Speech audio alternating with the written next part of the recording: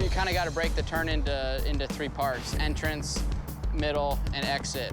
This particular turn here has one line across the top, and it comes out into a triple going into a set of whoops. Sometimes I may shift coming in and do the turn in third, or I can do the turn in second and shift into third going into the whoops.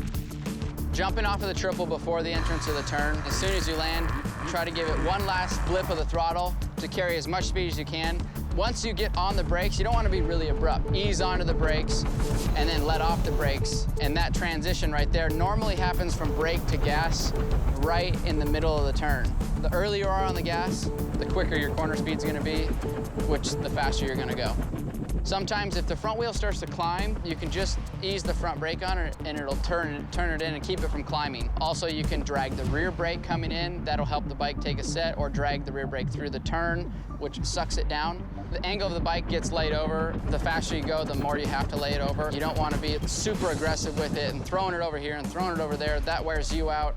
It's not fast. Bike setup's huge. I like my bike to be low in the rear compared to most. If the bike's tall for me in the rear, I can't turn it. I turn and ride a lot off the rear of the bike and use the rear tire to turn and with power.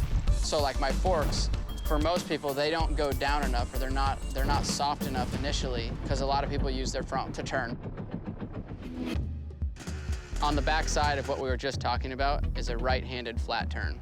A lot of the fundamentals are the same. Our suspension is very stiff, so it's not ideal for conditions without any ruts or lines to bank off of or pivot off of. So if you land on the brakes, I go from brake to throttle very quickly to get the rear tire to spin, which then makes the bike pivot and slide on out through. This is a right hand too, so you're faced with taking your foot off the brake fairly soon because you want to get your foot out also.